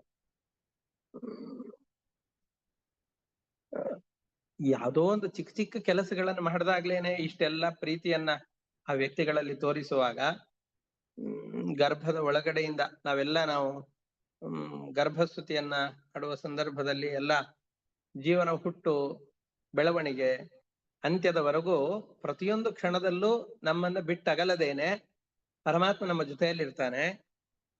ನಮ್ಮ ಎಲ್ಲ ಆಗು ಹೋಗುಗಳಿಗೂ ಕೂಡ ಪರಮಾತ್ಮ ಕಾರಣನಾಗ್ತಾನೆ ಅಂತ ತಿಳಿದುಕೊಂಡ್ವಿ ಅಂತಂದ್ರೆ ಅವನ ಮಹತ್ವ ಬುದ್ಧಿ ಗೊತ್ತಾಗತ್ತೆ. ಎಷ್ಟು ದೊಡ್ಡವ ಅಷ್ಟು ದೊಡ್ಡವನಾದ್ರೂ ನಮ್ಮ ಜೊತೆಯಲ್ಲಿ ಇದ್ದಾನೆ ಅಂತ ಆ ಜ್ಞಾನದಿಂದ ಸ್ನೇಹವೇ ಪ್ರೀತಿ. ಅದು ನಮಗಿಂತ ಚಿಕ್ಕವರಲ್ಲಿ ಮಾಡಿದರೆ ಅದು ಅನುಕಂಪ ಅಂತ ಕರೆಸಿಕೊಳ್ಳುತ್ತದೆ ಪ್ರೀತಿಯನ್ನ. ಸಮಾನರಾದವರಲ್ಲಿ ಮಾಡಿದರೆ ಅದೇ ಪ್ರೀತಿಯನ್ನ ಸ್ನೇಹ ಅಂತ ಕರೀತಾರೆ. ಅದೇ ಪ್ರೀತಿಯನ್ನ ನಮಗಿಂತ ಉತ್ತಮರಾದವರಲ್ಲಿ ಮಾಡಿದರೆ ಅದೇ ಪ್ರೀತಿಯನ್ನ ಭಕ್ತಿ ಅಂತ ಕರೀತಾರೆ. ಒಂದೇ ಪ್ರೀತಿ ಯಾವ ವ್ಯಕ್ತಿಗಳಲ್ಲಿ ಮಾಡ್ತೇವೆ ಅನ್ನೋದನ್ನ ನೋಡ್ಕೊಂಡು ಅದರ ಹೆಸರು ಮತ್ತೆ ಬದಲಾಗತ್ತೆ. ಪ್ರೀತಿ ಒಂದೇ. ಇವನಿಗೆ ಏನಾದ್ರೂ ಒಳ್ಳೇದನ್ನು ಮಾಡಬೇಕು ಅನ್ನೋ ಬುದ್ಧಿ ಪ್ರೀತಿ, ಅಥವಾ ಇವನಿಗಾಗಿ ಏನಾದ್ರೂ ಮಾಡ್ಬೇಕು ಅನ್ನೋ ಬುದ್ಧಿ ಪ್ರೀತಿ. ನಮಗಿಂತ ಕೆಳಗಡೆಯವರಿಗೆ ಮಾಡಿದರೆ ಅನುಕಂಪ, ನಮಗೆ ಸಮಾನರಾದವರಲ್ಲಿ ಮಾಡಿದರೆ ಸ್ನೇಹ, ನಮಗಿಂತ ಉತ್ತಮರಲ್ಲಿ ಮಾಡಿದರೆ ಭಕ್ತಿ. ಹೀಗೆ ಭಕ್ತಿಯನ್ನ ಮಾಡಿದರೆ ಮಾತ್ರ ಸುಖವೇ ಹೊರತಾಗಿ ಮತ್ತೊಂದಿಲ್ಲ. ಆಯ್ತು, ಹಾಗಾದ್ರೆ ಭಕ್ತಿಯನ್ನ ಮಾಡ್ಬೇಕು. ಹೌದು, ಭಕ್ತಿಯನ್ನ ಮಾಡಬೇಕು ಅಂದ್ರೆ ಅದು ಹುಟ್ಟಬೇಕು ಹೇಗದ? ಸುಮ್ನೆ ಅದು ಬೀಜವನ್ನ ಹಾಕದೇನೆ ಸಸ್ಯ ಹುಟ್ಲಿಕ್ಕೆ ಸಾಧ್ಯವೇನು? ಹಾಗೆ ವಿಷ್ಣು ಭಕ್ತಿ ಅನ್ನುವಂತಹ ಒಂದು ಸಸ್ಯ ಹುಟ್ಟಬೇಕು ಅಂತಂದ್ರೆ ಅದಕ್ಕೆ ಬೀಜ ಯಾವುದು ಅಂತಂದ್ರೆ ಗುರುಗಳ ಸೇವೆ ಮತ್ತು ಗುರುಗಳಲ್ಲಿ ಮಾಡಿದ ಭಕ್ತಿ. ಅದನ್ನ ಹೇಳ್ತಾ ಇದ್ದಾರೆ, ಗುರು ಶುಶ್ರೂಷಯ ಭಕ್ತ್ಯ ಸರ್ವ ಲಾಭಾರ್ಪಣೇನ ಚ ಸಂಗೇನ ಸಾಧು ಭಕ್ತಾನಾಂ ಈಶ್ವರಾರಾಧನೇನ ಚ. ಭಕ್ತಿಯಿಂದ ಗುರುಗಳ ಸೇವೆಯನ್ನು ಮಾಡಬೇಕು. ತಮಗೆ ಯಾವ ಯಾವ ಸಂಪತ್ತು ಗುರುಗಳು ಅಂತಂದು ಹೇಳಿದ್ರೆ ಬರೀ ಪಾಠ ಮಾಡೋರು ಅಂತಲ್ಲ, ತಮ್ಮ ಇಡೀ ಗುರು ಪರಂಪರೆ. ಆ ಗುರುಗಳು ಯಾರು ಅನ್ನೋದನ್ನ ಮುಂದೆ 11ನೇ ಸ್ಕಂದದಲ್ಲಿ ಒಂದು ಅದ್ಭುತವಾದಂತಹ ಕಥಾನಕವೇ ಇದೆ, ಅಲ್ಲೇ ನೋಡೋಣ. ಗುರುಗಳ ಸೇವೆಯನ್ನು ಮಾಡಬೇಕು. ರಾಯರು, ಜಯತೀರ್ಥರು, ನಮ್ಮ ಮತಗಳನ್ನ ಉಳಿಸಿಕೊಟ್ಟಂತಹ ಮಹಾನುಭಾವರು, ಆಚಾರ್ಯ ತ್ರಯರು ಯಾರಿದ್ದಾರೋ ಅವರು, ಇವರೆಲ್ಲರ ಸೇವೆಯನ್ನ ಯಥಾಶಕ್ತಿಯಾಗಿ ಮಾಡಬೇಕು. ಅವ್ರು ಹೇಳಿದ ಕೆಲಸಗಳನ್ನ ಮಾಡಬೇಕು. ಸರ್ವ ಲಾಭಾರ್ಪಣೇನ ಚ, ನನಗೇನೇನು ಸಿಕ್ಕಿದೆಯೋ, ಅದಕ್ಕೆ ಒಂದು ಮಾತಿದೆ, ನಮಗೇನೇನು ಜೀವನದಲ್ಲಿ ಒಳಿತಾಗುತ್ತೋ ಆದಂತಹ ಎಲ್ಲ ಒಳಿತು ಭಾಗಗಳಿಗೆ ಗುರುಗಳು ದೇವತೆಗಳು ಕಾರಣ. ಇತರಾನ್ ಆತ್ಮ ಪಾಪೋತ್ಥಾನ್, ಏನದು, ಗುರುದೇವ ಪ್ರಸಾದಜಾನ್ ಇತರಾನ್ ಆತ್ಮ ಪಾಪೋತ್ಥಾನ್. ಯಾವ್ಯಾವ್ದು ನನಗೆ ಜೀವನದಲ್ಲಿ ಒಳಿತಾಗತ್ತೋ ಅದು ಗುರುಗಳು ಮತ್ತು ದೇವತೆಗಳು ಇವರ ಅನುಗ್ರಹದಿಂದ ಆಗಿದೆ ಅನ್ನುವ ಭಾವನೆ ಇರಬೇಕು. ಇತರಾನ್ ಆತ್ಮ ಪಾಪೋತ್ಥಾನ್, ಏನಾದ್ರೂ ಕೆಡಕಾಯ್ತು ಅಂತಂದ್ರೆ ನನ್ನ ಪಾಪದಿಂದ ಈ ಎಲ್ಲ ಕೆಟ್ಟದು ಆಗ್ತಾ ಇದೆ, ನಾನು ಏನೋ ಪಾಪಕರ್ಮಗಳನ್ನು ಮಾಡಿದ್ದೇನೆ, ಅದಕ್ಕೋಸ್ಕರ ಇದನ್ನ ಅನುಭವಿಸ್ತಾ ಇದ್ದೇನೆ ಅನ್ನುವ ಬುದ್ಧಿ ಇರಬೇಕು. ತಸ್ಯ ವಿದ್ಯಾ ಫಲಿಷ್ಯತೆ, ಅಂಥವನಿಗೆ ಮಾತ್ರ ಜ್ಞಾನ ಬರ್ಲಿಕ್ಕೆ ಸಾಧ್ಯ. ತಸ್ಯ ವಿದ್ಯಾ ಫಲಿಷ್ಯತೆ. ಜೀವನದಲ್ಲಿ ಏನೇ ಒಳಿತಾದರೂ ಕೂಡ ಗುರುದೇವ ಪ್ರಸಾದದ, ಗುರುಗಳ ಮತ್ತು ದೇವತೆಗಳ ಅನುಗ್ರಹದಿಂದ ನನಗೆ ಜೀವನದಲ್ಲಿ ಒಳಿತಾಗಿದೆ. ಕೆಟ್ಟದೇನಾದ್ರೂ ಆಯ್ತು ಅಂತಂದ್ರೆ ಈ ಕೆಟ್ಟದ ಆಗ್ತಾ ಇರ್ಬೇಕು ಅಂದ್ರೆ ಹಿಂದೆ ಏನೋ ಪಾಪ ಮಾಡಿರ್ಬೇಕು, ಆ ಪಾಪಕ್ಕೆ ಸರಿಯಾಗಿ ಅನುಭವಿಸ್ತಾ ಇದ್ದೇನೆ. ಅದು ಗುರುಗಳ ಮತ್ತು ದೇವತೆಗಳ ಅನುಗ್ರಹ ಇರೋದ್ರಿಂದ ಬಹಳ ಅನುಭವಿಸಬೇಕಾದದ್ದನ್ನು ಸ್ವಲ್ಪದರಲ್ಲಿ ಅನುಭವಿಸಿ ತೀರಿಸ್ಕೊಳ್ತಾ ಇದ್ದೇನೆ ಅಂತ ಅಂದುಕೊಳ್ಬೇಕು. ಸರ್ವಲಾಭಾರ್ಪಣೇನ ಚ, ನನಗೇನೇನು ಸಿಕ್ಕಿದೆಯೋ ಸಂಪತ್ತು, ಆ ಎಲ್ಲ ಸಂಪತ್ತು ದೇವರಿಗೆ ಅರ್ಪಣೆ. ನಿನ್ನದಪ್ಪ ಇದು, ನಿನ್ನದನ್ನು ನಿನಗೆ ಅರ್ಪಣೆ ಮಾಡ್ತಾ ಇದ್ದೇನೆ, ನಿನ್ನದನ್ನು ಭೋಗ ಮಾಡ್ತಾ ಇದ್ದೇನೆ, ನನ್ನದು ಅನ್ನುವ ಸ್ವಾತಂತ್ರ್ಯ ನನ್ನಲ್ಲಿ ಇಲ್ಲ ಅಂತ ಎಲ್ಲ ಸಂಪತ್ತನ್ನು ಪರಮಾತ್ಮನಿಗೆ ಅರ್ಪಣೆ ಮಾಡ್ಬೇಕು. ಎಷ್ಟು ಚೆನ್ನಾಗಿ ಹೇಳ್ತಾ ಇದ್ದಾರೆ, ಎಲ್ಲ ಸಂಪತ್ತನ್ನು ದೇವರಿಗೆ ಅರ್ಪಣೆ ಮಾಡ್ಬೇಕು ಅಂತ. ಅದ್ಬಿಟ್ಟು ಮನುಷ್ಯರಿಗೆ ಬೇರೆ ಯಾರಿಗಾದ್ರೂ ಅರ್ಪಣೆ ಮಾಡಿದ್ರೆ ಕಿತ್ಕೊಂಡ್ಬಿಡ್ತಾ ಇದ್ರು, ವಾಪಸ್ ಕೊಡ್ತಾ ಇದ್ದಿದ್ದಿಲ್ಲ. ದೇವರಿಗೆ ಕೊಟ್ರೆ ವಾಪಸ್ ಅನಂತ ಮಾಡಿ ಮತ್ತು ವಾಪಸ್ ನಮಗೆ ಕೊಡ್ತಾನೆ. ಈಗ ತೀರ್ಥ ಪ್ರಬಂಧ ಪಾಠವನ್ನು ಮಾಡ್ತಾ ಇದ್ದೇನೆ. ಅದರಲ್ಲಿ ವೆಂಕಟೇಶ ದೇವರ ಸ್ತೋತ್ರವನ್ನು ಮಾಡುವಾಗ ಒಂದು ಪದ್ಯ ಬರುತ್ತೆ, ಒಂದು ಶ್ಲೋಕ. ವಾದಿರಾಜ ತೀರ್ಥ ಗುರು ಸಾರ್ವಭೌಮರು ಅದ್ಭುತವಾದ ಶ್ಲೋಕವನ್ನು ಹೇಳ್ತಾರೆ. ಅದರಲ್ಲಿ ದೇವರು ಏನ್ ಮಾಡ್ತಾನೆ ಅಂತಂದ್ರೆ, ತನ್ನ ಭಕ್ತರ ಬಳಿಯಲ್ಲೆಲ್ಲ ಬೇಕಾದಷ್ಟು ಸಂಪತ್ತಿದೆ. ಸಂಪತ್ತು ಅಂದ್ರೆ ಲಕ್ಷ್ಮೀ ದೇವಿ. ಆ ಲಕ್ಷ್ಮೀ ದೇವಿಯನ್ನ ತನ್ನ ಬಳಿಯಲ್ಲಿ ಕರೆಸಿಕೊಳ್ಬೇಕು. ತನ್ನ ಬಳಿಯಲ್ಲಿ ತನ್ನ ಹೆಂಡತಿಯನ್ನ ಕರೆಸಿಕೊಳ್ಬೇಕು. ಇರೋದೆಲ್ಲಿ? ತನ್ನ ಭಕ್ತರ ಮನೆಯಲ್ಲಿ. ಅದಕ್ಕೆ ಏನ್ ಮಾಡ್ಬೇಕು? ವೆಂಕಟೇಶ ದೇವರು ಒಂದು ಉಪಾಯ ಮಾಡಿದರಂತೆ. ಭಕ್ತರು ಏನೇನನ್ ಬೇಡ್ತಾರೋ ಎಲ್ಲವನ್ನ ಅವ್ರಿಗೆ ಕೊಟ್ಟು ಬಿಡೋಣ. ಬಯಸಿದ್ದನ್ನೆಲ್ಲ ಕೊಟ್ಬಿಟ್ರೆ ದೇವರ ಹುಂಡಿಗೆ ಅಂತ ತಂದು ನನ್ನ ಹೆಂಡತಿಯನ್ನ ಹಾಕ್ತಾರೆ, ಸಂಪತ್ತನ್ನ ಹಾಕ್ತಾರೆ, ಲಕ್ಷ್ಮೀ ದೇವಿಯನ್ನ ನನಗೆ ವಾಪಸ್ ಅರ್ಪಣೆ ಮಾಡ್ತಾರೆ. ಆವಾಗ ನನ್ನ ಹೆಂಡತಿ ವಾಪಸ್ ನನ್ನ ಬಳಿಯಲ್ಲಿ ಬಂದ ಹಾಗಾಗತ್ತೆ ಅಂತ ಅಂದುಕೊಂಡು ಪರಮಾತ್ಮ ಭಕ್ತರು ಬೇಡಿದ ಎಲ್ಲ ಇಷ್ಟಾರ್ಥಗಳನ್ನು ಪೂರೈಸಿದನಂತೆ. ಭಕ್ತರು ಬಂದು ಹುಂಡಿಯಲ್ಲಿ ಹಾಕಿದ್ರು, ಹುಂಡಿ ತುಂಬಿತು. ಆದ್ರೆ ಭಕ್ತರ ಮನೆಯಲ್ಲಿ ಸಂಪತ್ತು ಕಡಿಮೆ ಆಗ್ಲಿಲ್ಲ. ಮೊದಲಿಗೆ ಎಷ್ಟಿತ್ತು ಅದಕ್ಕಿಂತ 100 ಪಟ್ಟು ಅಭಿವೃದ್ಧಿ ಆಯಿತು. ಹಾಗಾದ್ರೆ ನನ್ನ ಹೆಂಡತಿ ಆ ಭಕ್ತರ ಮನೆಯನ್ನು ಬಿಟ್ಟು ಬರೋದಿಲ್ಲ ಅಂತ ಗೊತ್ತಾಗಿ ಪರಮಾತ್ಮ, ಓ ಇವರು ನನ್ನ ಹೆಂಡತಿ ಇಲ್ಲಿ ಬರೋದಿಲ್ಲ, ನಾನೇ ನನ್ನ ಹೆಂಡತಿ ಇದ್ದಲ್ಲಿ ಹೋದ್ರೆ ಆಯ್ತು ಅಂತ ಅಂದುಕೊಂಡು ಪರಮಾತ್ಮನೇ ತನ್ನ ಹೆಂಡತಿಯ ಮನೆಗೆ, ಹೆಂಡತಿ ಇರುವ ಭಕ್ತರ ಮನೆಗೆ ಹೋದ ಅಂತ ಹೇಳ್ತಾರೆ. ಅಂದ್ರೆ ಭಗವಂತನಿಗೆ ಯಾವ ಸಂಪತ್ತುಗಳನ್ನ ಅರ್ಪಣೆ ಮಾಡ್ತೇವೋ ಅದನ್ನು ಅವನು ತನ್ನ ಬಳಿಯಲ್ಲಿ ಇಟ್ಕೊಳ್ಳೋದಿಲ್ಲ. ವಾಪಸ್ ಯಾರು ಕೊಟ್ಟಿರ್ತಾರೋ ಅವರಲ್ಲಿ ಅಭಿವೃದ್ಧಿ ಮಾಡ್ತಾನೆ. ಆ ಸಂಪತ್ತು ಬರೀ ದ್ರವ್ಯ ಸಂಪತ್ತು ಅಷ್ಟೇ ಅಲ್ಲ, ಜ್ಞಾನ ಸಂಪತ್ತಾಗಿರಬಹುದು, ತಪಸ್ಸಾಗಿರಬಹುದು. ಯಾವುದನ್ನ ಪರಮಾತ್ಮನಿಗೆ ಅರ್ಪಣೆ ಮಾಡ್ತೇವೋ ಅದರ ರಿಟರ್ನ್ 1000% ಅದು ವಾಪಸ್ ಆಗಿ ಬರುತ್ತೆ. ಪ್ರಾಯೋನ್ಯತ್ರ ಗತಾಂ ಶ್ರಿಯಂ ನಿಜವಶಾಂ ಕರ್ತುಂ ಮೋಹಃ ಕಾಂಕ್ಷಿತಂ ಭಕ್ತಾನಾಂ ಪ್ರದಿಶಂ ಧನಂ ಪ್ರತಿದಿನಂ ಸಂಸಾಧ್ಯ ಸಾಧ್ಯ ಪ್ರಿಯ ತತ್ತತ್ರೈವ ಪುನಃ ಸಹಸ್ರ ಗುಣಿತಂ ಪಶ್ಯನ್ ಘನ ಶ್ಯಾಮಲಃ ತೇಷಾಂ ವೇಶ್ಮಸು ವಿಸ್ಮಿತೋ ನಿವಸತಿ ಶ್ರೀ ವೆಂಕಟೇಶೋ ನಿಶಂ. ವೆಂಕಟೇಶ ದೇವರು ಭಕ್ತರು ಬೇಡಿದ ಎಲ್ಲ ಇಷ್ಟಾರ್ಥಗಳನ್ನು ಕೊಡ್ತಾ ಇದ್ದಾರೆ. ಭಕ್ತರು ಬಂದು ಸಂಪತ್ತನ್ನ ಅಲ್ಲಿಗೆ ಹಾಕಿದರೆ ವಾಪಸ್ ಅವ್ರ ಮನೆಯಲ್ಲಿ 1000 ಪಟ್ಟು ಅಭಿವೃದ್ಧಿ ಆಗ್ತಾ ಇದೆ. ಅವ್ರ ಸಂಪತ್ತು ಕಡಿಮೆನೇ ಆಗ್ಲಿಲ್ಲ.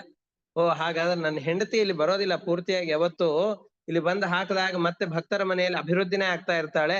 ಹಾಗಾದ್ರೆ ನಾ ಇಲ್ಲಿ ನಿಂತ್ರೆ ಉಪಯೋಗ ಇಲ್ಲ ಅಂತಂದು ಇಲ್ಲಿಂದ ಭಕ್ತರೆಲ್ಲ ವಾಪಸ್ ಅವ್ರ ಊರಿಗೆ ಹೋಗ್ತಾ ಇರ್ತಾರಲ್ಲ, ಆಗ ಅವ್ರ ಜೊತೆಗೆ ಅವ್ರ ಮನೆಗೆ ಹೋಗ್ಬಿಡ್ತಾನೆ ಅಂತ ಈ ರೀತಿಯಾಗಿ ಹೇಳಿದ್ದಾರೆ. ಅದಕ್ಕೆ ಭಗವಂತನಿಗೆ ಅರ್ಪಣೆ ಮಾಡಬೇಕು. ಎಲ್ಲಿ ಹೂಡಿಕೆ ಮಾಡಿದರೆ ವಾಪಸ್ ಅದರ ಲಾಭ ಸಿಗುತ್ತೋ ಅಲ್ಲಿ ತಾನೇ ನಾವು ಹೂಡಿಕೆ ಮಾಡ್ತೇವೆ. ಭಗವಂತನಿಗೆ ಅರ್ಪಣೆ ಮಾಡಿದರೆ ಅದಕ್ಕೆ ಅನಂತ ಪಟ್ಟು ಲಾಭ ಪರಮಾತ್ಮನಿಂದ ಸಿಗತ್ತೆ ಅಂತ ಅಂದಾಗ ಪರಮಾತ್ಮನಿಗೆ ಅರ್ಪಣೆ ಮಾಡಿ. ಅಷ್ಟೇ ಅಲ್ಲ, ಸಂಗೇನ ಸಾಧು ಭಕ್ತಾನಾಂ, ಒಳ್ಳೆ ಭಗವಂತನ ಭಕ್ತರು ಯಾರಿದ್ದಾರಲ್ಲ ಅವರ ಸಂಪರ್ಕದಲ್ಲಿ ಇರ್ಬೇಕು. ಅವರ ಸಂಪರ್ಕದಲ್ಲಿದ್ರೆ ಭಗವಂತನ ವಿಷಯಗಳು ಕಿವಿಗೆ ಆವಾಗಾದ್ರೂ ಬೀಳ್ತಾ ಇರತ್ತೆ. ಜೀವನ ಮನಸ್ಸು ಯಾವ ವ್ಯಕ್ತಿಗಳ ಜೊತೆಯಲ್ಲಿ ಸೇರ್ತಾನೋ ಅದಕ್ಕನುಗುಣವಾಗಿ ಅದರಲ್ಲಿರುವ ಗುಣಗಳು ಅಭಿವ್ಯಕ್ತವಾಗ್ತಾ ಇರುತ್ತೆ. ಉದಾಹರಣೆಗೆ ಈ ನಾವು ಪಾರಿವಾಳದ ಕಥೆಯನ್ನು, ಗಿಳಿಯ ಕಥೆಯನ್ನು ಕೇಳ್ತೇವೆ. ಬೇಡರ ಜೊತೆಯಲ್ಲಿದ್ದಾಗ ಹೊಡಿ ಬಡಿ ಕಡಿ ಅಂತ ಹೇಳ್ತು, ಅದೇ ಗಿಳಿ ಸಾಧುಗಳ ಆಶ್ರಮದಲ್ಲಿದ್ದಾಗ ಬನ್ನಿ ಕೂಡಿ ನೀರು ಕುಡಿರಿ ಅಂತ ಹೇಳ್ತು ಅಂತ. ಯಾವ್ಯಾವ ವ್ಯಕ್ತಿಗಳ ಜೊತೆಯಲ್ಲಿ ಆ ಪಕ್ಷಿ ಸೇರ್ತೋ ಅದೇ ರೀತಿಯಾದ ಸ್ವಭಾವವನ್ನು ಗಳಿಸಿಕೊಳ್ತು, ಅದರ ಸ್ವಭಾವ ಅಭಿವ್ಯಕ್ತವಾಯಿತು. ನಮ್ಮ ಮನಸ್ಸಿನಲ್ಲಿ ಸತ್ವ, ರಜಸ್ಸು, ತಮಸ್ಸು ಅನ್ನೋ 3 ಗುಣಗಳು ಇರುತ್ತೆ. ರಾಜಸರಾದ ಜನರ ಜೊತೆಯಲ್ಲಿ ನಾವು ಸಂಪರ್ಕ ಮಾಡ್ತಾ ಇದ್ವಿ ಅಂದ್ರೆ ಬರೀ ಅದರಲ್ಲೇ ನಮ್ಮ ಮನಸ್ಸು ಮುಳುಗಿ ಯಾವಾಗ ನೋಡಿದ್ರು ಕೂಡ ವಿಷಯ ಪದಾರ್ಥಗಳ ಆಸಕ್ತಿಯಲ್ಲೇ ಮುಳುಗಿರತ್ತೆ. ತಾಮಸ ಜನರ ಸಂಪರ್ಕದಲ್ಲಿ ಇದ್ವಿ ಅಂತಂದ್ರೆ ಇನ್ನೊಬ್ರಿಗೆ ಹೇಗ್ ಕೆಟ್ಟದ್ದು ಮಾಡೋದು ಅಂತ ಅದರಲ್ಲಿ ಮನಸ್ಸು ಆಸಕ್ತವಾಗಿರುತ್ತೆ. ಯಾವಾಗ ಸಜ್ಜನರ ಜೊತೆಯಲ್ಲಿ ಸಹವಾಸವಾಗಿರುತ್ತೋ ಇನ್ನೂ 4 ಜನಕ್ಕೆ ಉಪಕಾರ ಹೇಗ್ ಮಾಡೋದು, ನಾವು ಉನ್ನತಿಯನ್ನ ಪಡೆಯೋದು ಹೇಗೆ, ಮತ್ತೊಬ್ಬರಿಗೆ ತೊಂದರೆಯಾಗದೇ ಇರೋ ಹಾಗೆ ಜೀವನವನ್ನ ನಡೆಸೋದು ಹೇಗೆ, ಇದೆಲ್ಲವೂ ಕೂಡ ಸಂಪರ್ಕ ಯಾವ ವ್ಯಕ್ತಿಗಳ ಜೊತೆಯಲ್ಲಿರುತ್ತೋ ಅದರಿಂದಲೂ ಕೂಡ ಪ್ರಭಾವಿತವಾಗುತ್ತೆ. ಅದಕ್ಕೋಸ್ಕರ ಸಂಗೇನ ಸಾಧು ಭಕ್ತಾನ, ಸಜ್ಜನರ ಸಹವಾಸದಲ್ಲಿರಬೇಕು. ಮನಸ್ಸು ವ್ಯಗ್ರವಾಗಬಾರದು. ಆ ರೀತಿಯಾಗಿ ಶುದ್ಧವಾದ ಅಂತಃಕರಣ ಇರುವ ಜೀವರ ಸಂಪರ್ಕ ನಮ್ಮ ಜೀವನದಲ್ಲಿ ಇರಬೇಕು. ಈಶ್ವರಾರಾಧನೆ ನಚ, ಕೆಲವೊಬ್ರು ಅಂತಾರೆ ಇಲ್ಲ ರೀ ಕರ್ಮಣ್ಯೇ ವಾಧಿಕಾರಸ್ತೆ, ನಾವು ಕರ್ಮದಲ್ಲಿಯೇ ದೇವರನ್ನು ಕಾಣ್ತೇವೆ, ನಮ್ಮ ನಿತ್ಯ ಕೆಲಸಗಳೇನಿದೆಯೋ ಆ ಕೆಲಸಗಳನ್ನ ನಿಷ್ಠೆಯಿಂದ ಅನುಷ್ಠಾನ ಮಾಡ್ತೇವೆ, ಮಾಡಿದ್ದನ್ನೆಲ್ಲ ದೇವರಿಗೆ ಅರ್ಪಣೆ ಮಾಡಿಬಿಡ್ತೇವೆ, ಸಾಕಲ್ಲ. ಮಾಡಿದ ನಾವು ಮಾಡುವ ಕೆಲಸವೇ ದೇವರ ಪೂಜೆ, ಕಾಯಕವೇ ಕೈಲಾಸ ಅಂತ ಅಂದ್ಕೊಂಡು ಕೆಲಸ ಮಾಡಿಬಿಡ್ತೇವೆ, ದೇವರಿಗೆಲ್ಲ ಪೂಜೆ ಮಾಡ್ಲಿಕ್ಕೆ ಅವಕಾಶ ಇಲ್ಲ ರೀ. ಹಾಗಿಲ್ಲ. ಈಶ್ವರಾರಾಧನೆ ನಚ. ಯಾಕೆಂದ್ರೆ ಪರಮಾತ್ಮನ ಆರಾಧನೆಯನ್ನ ಹೇಗೆ ಭೂತಗಳಲ್ಲಿ ಮಾಡ್ತೇವೋ ಅದೇ ರೀತಿಯಾಗಿ ಪ್ರತಿಮೆಗಳಲ್ಲೂ ಮಾಡುವಂತಹದ್ದು. ಪ್ರತಿಯೊಬ್ಬ ವ್ಯಕ್ತಿಗಳಲ್ಲಿ ಹೇಗೆ ಪರಮಾತ್ಮನನ್ನ ಕಾಣ್ತೇವೋ, ಪರಮಾತ್ಮನಿಗೆ ಕರ್ಮಗಳನ್ನು ಅರ್ಪಣೆ ಮಾಡ್ತೇವೋ, ಹಾಗೆ ಪರಮಾತ್ಮನ ಪೂಜೆಯನ್ನ ಮಾಡುವುದು ಕೂಡ ಜೀವರಿಗೆ ವಿಹಿತವಾದ ಕರ್ಮಗಳೇ. ಅದರಿಂದ ಅದನ್ನು ಕೂಡ ಬಿಡತಕ್ಕದ್ದಲ್ಲ. ಈಶ್ವರಾರಾಧನೆ ನಚ. ಅಷ್ಟೇ ಅಲ್ಲ, ಶ್ರದ್ಧೆಯ ತತ್ಕಥಾಯಾಂ ಚ ಕೀರ್ತನೈರ್ಗುಣ ಕರ್ಮಣಾಂ ತತ್ವಾದಾಂಬುರುಹ ಧ್ಯಾನ ತಲ್ಲಿಂಗೇ ಕ್ಷಾರಹಣಾದಿಭಿ. ತನ್ಲಿಂಗ ಈ ಕ್ಷಾರಹಣಾದಿಭಿ. ಶ್ರದ್ಧೆಯ ತತ್ಕಥಾಯಾಂ, ಭಗವಂತನ ಕಥೆಗಳನ್ನ ಶ್ರದ್ಧೆಯಿಂದ ಕೇಳಿಸ್ಕೊಳ್ಬೇಕು. ನಾವಿಲ್ಲಿ ಕೇಳಿಸ್ಕೊಳ್ಳೋದು ಅನ್ನೋದಕ್ಕೆ ತುಂಬಾ ವಿಶೇಷವಾದ ಅರ್ಥ ಇದೆ. ನಾವು ಹೋಗ್ಬೇಕಾದ್ರೆ ನೂರಾರು ಜನ ಮಾತನಾಡೋದು ನಮ್ ಕಿವಿ ಕೇಳ್ತಾ ಇರತ್ತೆ. ದೇವಸ್ಥಾನದ ಸುತ್ತಲೂ ಹೋಗ್ಬೇಕಾದ್ರೆ ನಮಗ್ ಅನೇಕ ಶಬ್ದಗಳು ಕೇಳಿಸ್ತಾ ಇರತ್ತೆ. ಕೇಳಿಸ್ಕೊಳ್ಳೋದು ಬೇಡ, ಶ್ರವಣ ಮಾಡೋದು ಬೇರೆ. ಶ್ರವಣ ಅಂತಂದ್ ಹೇಳಿದ್ರೆ ಮನಸ್ಸಿನ ಒಳಗಡೆಯಲ್ಲಿ ಇಳಿಬೇಕು. ಶ್ರವಣ ಅನ್ನೋದಕ್ಕೂ ಕೇಳಿಸ್ಕೊಳ್ಳೋದು ಅಂತ ಅರ್ಥ, ಸಾಮಾನ್ಯ ಅರ್ಥ ಅದೇ. ಆದ್ರೆ ಇಲ್ಲಿ ಹೇಳುವಂತಹದ್ದು ಶ್ರದ್ಧೆಯ ತತ್ಕಥಾಯಾಮ್. ಯಾವತ್ತಾದ್ರೂ ಒಂದು ದಿವಸ ಈ ಕಥೆ ಮಿಸ್ ಆಯ್ತು ಅಂದ್ರೆ, ಅಯ್ಯೋ ಇವತ್ ಕೇಳಲಿಕ್ಕೆ ಆಗ್ಲಿಲ್ಲಲ್ಲ ಅಂತ ಮನಸ್ಸು ಪಡಿಪಾಟಲು ಪಡ್ತಾ ಇದೆ ಅಂತಾದ್ರೆ, ಮನಸ್ಸಿನಲ್ಲಿ ಒಂದು ತರದ ಶೋಕ ಭಾವನೆ ಬರ್ತಾ ಇದೆ, ಏನೋ ನಾನು ಕಳೆದುಕೊಂಡಿದ್ದೇನೆ ಅಂತ ಅನಿಸ್ತಾ ಇದೆ ಅಂತಂದ್ರೆ, ನನ್ನ ಕಥೆಯನ್ನು ಕೇಳಲಿಕ್ಕೆ ಶ್ರದ್ಧೆ ಇದೆ ಅಂತ. ನಾವು ಟೈಮ್ ಪಾಸಿಗೆ ಅಂತ ಧಾರಾವಾಹಿಯನ್ನು ನೋಡ್ತೇವಲ್ಲ, ಹಾಗಾಗ್ಬಾರ್ದು. ಶ್ರದ್ಧೆಯಿಂದ ಭಗವಂತನ ಕಥೆಗಳನ್ನ ಕೇಳಬೇಕು. ಕೇಳಿದ್ದನ್ನೇ ಮತ್ ಕೇಳ್ಬೇಕು. ಯಾಕೆ ಕೆಲವೊಮ್ಮೆ ಈ ಭಾಗವತ ಮುಂತಾದ ಕಥೆಗಳನ್ನು ಕೇಳಬೇಕಾದ್ರೆ ಹಿಂದೆ ಹೇಳಿದ್ರಲ್ಲ, ಮತ್ತದನ್ನೇ ಈ ನಾವು ಹಾಡಿದ್ದೇ ಹಾಡು ಕಿಸಬಾಯಿ ದಾಸ ಅಂತ ಹೇಳ್ತಾರಲ್ಲ. ಕಿಸಬಾಯಿ ದಾಸ ಅಂತಂದ್ರೆ ಇವನೇ, ಪ್ರಹ್ಲಾದನೆ. ಕಿಸಬಾಯಿ ಅಂದ್ರೆ ನರಸಿಂಹದೇವರು, ಅವರ ದಾಸ ಪ್ರಹ್ಲಾದರಾಜರು. ಅವರಿಗೆ ಕೇಳೋದೇನೋ, ಹಾಡಿದ್ದೇ ಹಾಡು, ನಿನಗೆ ಏನು ಗೊತ್ತಿದನೋ ಮತ್ತ ಅದನ್ನೇ ಹಾಡಯ್ಯ. ಮತ್ತೆ ಕೇಳ್ಬೇಕು. ಯಾಕೆಂದ್ರೆ ಒಂದ್ಸಾರ್ತಿ ಹೇಳಿದ್ ನಮ್ ತಲೆಯಲ್ಲಿ ಅಷ್ಟು ಸುಲಭವಾಗಿ ಇಳಿಯತ್ತೇನೋ. ಯಾವ ವಯಸ್ಸಿನಲ್ಲಿ ಕೇಳಿದ್ರೆ ಆ ವಿಷಯಗಳೆಲ್ಲ ಒಂದೇ ಬಾರಿ ಅರ್ಥ ಆಗ್ತಾ ಇತ್ತ, ಆ ವಯಸ್ಸೆಲ್ಲ ಕಳೆದು ಹೋಯ್ತು. ಈಗ ನಮ್ಮ ಮನೆ ಯಾವುದು ಅಂತ ಮರ್ತು ಹೋಗುವಂತಹ ಸಂದರ್ಭ ಬಂದಿರತ್ತೆ. ನನ್ನ ಹೆಸರು ಏನು ಅಂತ ಕೇಳಿದ್ರೆ ತಡಬಡಾಯಿಸಿ ಓ ನನ್ನ ಹೆಸರ ಅಂತ ನೆನಪು ಮಾಡ್ಕೊಂಡು ಉತ್ತರ ಕೊಡುವಂತಹ ವಯಸ್ಸುಗಳು ಬಂದಿರತ್ತೆ. ಈಗ ಒಂದ್ಸಾರ್ತಿ ಕೇಳಿದ್ರೆಲ್ಲ ಅರ್ಥ ಆಗೋದಿಲ್ಲ. ನಮಗೆ ಯಾರಿಗೂ ಕೂಡ ಸ್ವಲ್ಪ ಮನಸ್ಸು ಬಲಿತು ಅಂತಾದ್ರೆ, ಬಲಿತ ಮನಸ್ಸಿಗೆ ಇಂತಹ ಒಳ್ಳೆ ವಿಷಯಗಳು ಸುಲಭವಾಗಿ ಅಂಟೋದಿಲ್ಲ. ಎಮ್ಮೆ ಚರ್ಮ ಇದ್ದಾಗಿರತ್ತೆ. ಒಂದ್ಸಾರ್ತಿ ಹೇಳಿದ್ರೆ ಅರ್ಥ ಆಗಲ್ಲ. ಒಂದು 15 ಸಾರ್ತಿ ಹೊಡೆದ್ರೆ ಎಮ್ಮೆಗೆ ಯಾರೋ ನನಗೆ ಹೊಡಿತಾ ಇದ್ದಾರೆ ಅಂತ ಆಮೇಲೆ ಗೊತ್ತಾಗತ್ತೆ.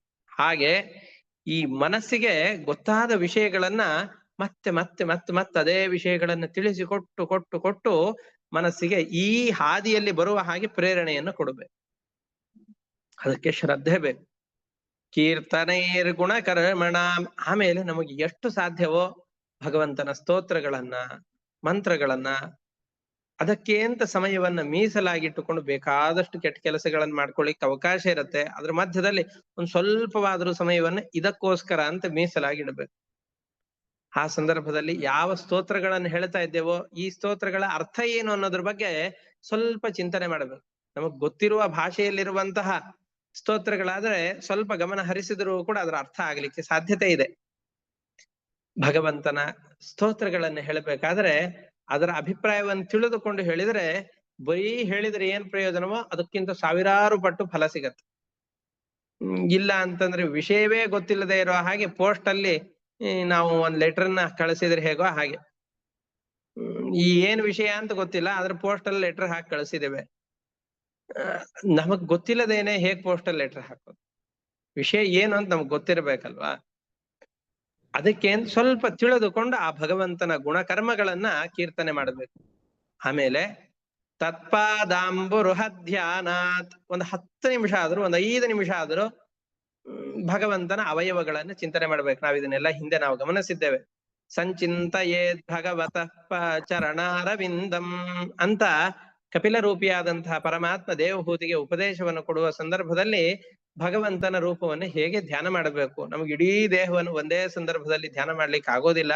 ಅದಕ್ಕೆ ಭಗವಂತನ ಉಗುರಿನಿಂದ ಆರಂಭಿಸಿಕೊಂಡು ಉಗುರು, ಅಂಗಾಲುಗಳು, ಮೊಣಕಾಲು, ತೊಡೆ, ಭಗವಂತನ ಕಟಿಪ್ರದೇಶ, ವಕ್ಷಸ್ಥಲ, ಆಮೇಲೆ ಭುಜಗಳು, ಭಗವಂತನ ಕಂಠ, ಮುಖ, ಕಣ್ಣುಗಳು, ಕಣ್ಣುಗಳಿಂದ ಅಮೃತ ಸ್ಯಂದನವಾಗ್ತಾ ಇದೆ, ನಮ್ಮ ಮೇಲೆ ಆ ಭಗವಂತನ ಪ್ರೇಮ ಪ್ರವಾಹ ಹರಿತಾ ಇದೆ ಅಂತ ಆ ರೀತಿಯಾಗಿ ಏನದನ್ನ ಚಿಂತನೆ ಮಾಡ್ಬೇಕು ಅಂತ ಹೇಳಿದಾರಲ್ಲ, ಹಾಗ ಒಂದು 5 ನಿಮಿಷ ಆದ್ರೂ ಅದಕ್ಕೆ ಅಂತ ಮನಸ್ಸನ್ನು ಕೊಡಬೇಕು. ತಲ್ಲಿಂಗೆ ಕ್ಷಾರಹಣಾದಿಭಿ, ಭಗವಂತನ ಅಚಲ ಪ್ರತಿಮೆಗಳು, ಅವಾಗಾದ್ರೂ ದೇವಸ್ಥಾನಕ್ಕೆ ಹೋಗ್ಬೇಕು. ಭಗವಂತನ ಕ್ಷೇತ್ರಗಳು ಅಂತ ಯಾವ್ದಿರುತ್ತೋ ಆ ಕ್ಷೇತ್ರಗಳ ದರ್ಶನವನ್ನು ಮಾಡ್ಬೇಕು. ಭಗವಂತನ ಮೂರ್ತಿಗಳ ದರ್ಶನವನ್ನು ಮಾಡ್ತಾ ಇರಬೇಕು. ಬರೀ ಅಚಲ ಪ್ರತಿಮೆಗಳಷ್ಟೇ ಅಲ್ಲ, ಜ್ಞಾನಿಗಳಾದಂತಹ ಯಾವ ವ್ಯಕ್ತಿಗಳು ಇರ್ತಾರೋ ಅವರಲ್ಲಿ ವಿಶೇಷವಾಗಿ ಭಗವಂತನ ಸಾನ್ನಿಧ್ಯ ಇದೆ ಅಂತ ತಿಳಿದುಕೊಂಡು ಎದುರುಗಡೆಯಲ್ಲಿ ಸಿಕ್ಕರು ಅಂದ್ರೆ ನಮಸ್ಕಾರ ಮಾಡ್ತಾರೆ. ಅದನ್ನ ಒಂದು ಮಾತನ್ನು ಹೇಳ್ತಾರೆ, ಯಾವ ವ್ಯಕ್ತಿ ತನಗಿಂತ ಹಿರಿಯರಾದಂತಹ ವ್ಯಕ್ತಿಗಳನ್ನ ಮತ್ತೆ ಮತ್ತೆ ನಮಸ್ಕಾರ ಮಾಡ್ತಾ ಇರ್ತಾನೋ ಅವನಿಗೆ ಅಭಿವಾದನಶೀಲಸ್ಯ ನಿತ್ಯಂ ವೃದ್ಧೋಪಸೇವಿನಃ ಚತ್ವಾರಿ ತಸ್ಯ ವರ್ಧಂತೆ ಆಯುಹು ಪ್ರಜ್ಞಾ ಯಶೋ ಬಲಂ. ಅಭಿವಾದನಶೀಲಸ್ಯ, ಯಾರು ನಿರಂತರವಾಗಿ ನಮಗಿಂತ ಹಿರಿಯರಾದಂಥವ್ರು ಸಿಕ್ಕಾಗ ಬಿಡೆ ಬಿಟ್ಟು ನಮಸ್ಕಾರ ಮಾಡ್ತಾ ಇರ್ತಾರೋ, ಕೆಲವೊಮ್ಮೆ ಅಯ್ಯೋ ಇವರೆಲ್ಲ ಇದ್ದಾರೆ, ಇವ್ರ ಎದುರುಗಡೆ ಹೇಗೆ ನಮಸ್ಕಾರ ಮಾಡ್ಲಿ ಅಂತ ನಮಗ್ ಸಂಕೋಚ ಆಗತ್ತೆ, ಅದೆಲ್ಲ ಇರಬಾರ್ದು. ಅಭಿವಾದನಶೀಲಸ್ಯ, ನಮಸ್ಕಾರ ಮಾಡ್ಬೇಕು. ಹಿರಿಯರಾದಂಥವ್ರ ಎದುರುಗಡೆಯಲ್ಲಿ ನಾವು ಬಾಗಬೇಕು. ನಿತ್ಯಂ ವೃದ್ಧೋಪಸೇವಿನಃ, ಪ್ರತಿನಿತ್ಯದಲ್ಲೂ ಕೂಡ ವೃದ್ಧರಾದವರು, ನಮಗಿಂತ ಹಿರಿಯರಾದವರು ಯಾರಾದ್ರೂ ಇದ್ದಾರೆ ಅಂದ್ರೆ ಅವರ ಯಥಾಶಕ್ತಿಯಾದ ಸೇವೆಯನ್ನು ಮಾಡ್ತಾ ಇದ್ರೆ ಅವನಿಗೆ 4 ಆಯುಹು ಪ್ರಜ್ಞಾ ಯಶಃ ಬಲಂ, ಅವನ ಆಯುಷ್ಯ ಅಭಿವೃದ್ಧಿ ಆಗತ್ತೆ, ಯಶಸ್ಸು, ಒಳ್ಳೆ ಬುದ್ಧಿಶಕ್ತಿ ಬರುತ್ತೆ, ಬಲವೂ ಕೂಡ ದೇಹದಲ್ಲಿ ಬರುತ್ತೆ ಅಂತ ಹೇಳ್ತಾರೆ. ಹಾಗಾಗಿ ನಿರಂತರವಾಗಿ ಅಭಿವಾದನ ಮಾಡ್ತಾ ಇರಬೇಕು. ಚಲ ಪ್ರತಿಮೆಗಳಾಗಿರ್ಲಿ ಅಚಲ ಪ್ರತಿಮೆಗಳಾಗಿರ್ಲಿ ಅದರಲ್ಲಿ ಭಗವಂತನ ಸಾನ್ನಿಧ್ಯವನ್ನು ತಿಳಿದು ಭಗವಂತನ ನಮಸ್ಕಾರವನ್ನು ಮಾಡ್ಬೇಕು. ಇನ್ನೊಂದು ದೊಡ್ಡ ಸಮಸ್ಯೆ ಆಗೋದೇನು ಅಂತಂದ್ರೆ, ಯಾವ್ದಾದ್ರು ಪ್ರತಿಮೆಗಳನ್ನು ನೋಡಿದ್ರೆ ಪ್ರತಿಮೆಯೇ ದೇವರು ಅಂತ ನಮಗ್ ಭ್ರಾಂತಿ ಬಂದ್ಬಿಡುತ್ತೆ. ಪ್ರತಿಮೆಯೂ ದೇವರಲ್ಲ, ಪ್ರತಿಮೆಯು ದೇವರನ್ನ ನೋಡ್ಲಿಕ್ಕೆ ಒಂದು ಸಾಧನ ಅಷ್ಟೆ. ಅಲ್ಲಿ ಪರಮಾತ್ಮನನ್ನ ಕಾಣಬೇಕು. ಪ್ರತಿಮೆಯನ್ನು ದೇವರು ಅಂತ ನಾವು ನಮಸ್ಕಾರ ಮಾಡಬಾರದು. ಪ್ರತಿಮೆಯಲ್ಲಿ ವಿಶೇಷವಾಗಿ ಭಗವಂತನ ಸನ್ನಿಧಾನ ಇದೆ. ಸಾಲಿಗ್ರಾಮದಲ್ಲಿ ಪರಮಾತ್ಮ, ನಾವು ನೋಡುವ ಮೂರ್ತಿಗಳಲ್ಲಿ ದೇವರಿದ್ದಾರೆ. ಪ್ರತಿಯೊಬ್ಬ ವ್ಯಕ್ತಿಯ ಒಳಗಡೆಯಲ್ಲಿ ನಿಯಾಮಕನಾಗಿ ಪರಮಾತ್ಮನಿದ್ದಾನೆ ಅಂತ ತಿಳಿದುಕೊಂಡು ಅವನ ಆರಾಧನೆಯನ್ನು ಮಾಡಬೇಕು. ಹರಿ ಸರ್ವೇಷು ಭೂತೇಷು ಭಗವಾನ್ ಆಸ್ತ ಈಶ್ವರ ಇತಿ ಭೂತಾನಿ ಮನಸ ಕಾಮೈಹಿ ತೈಹಿ ಸಾಧುಮಾನಯೇ.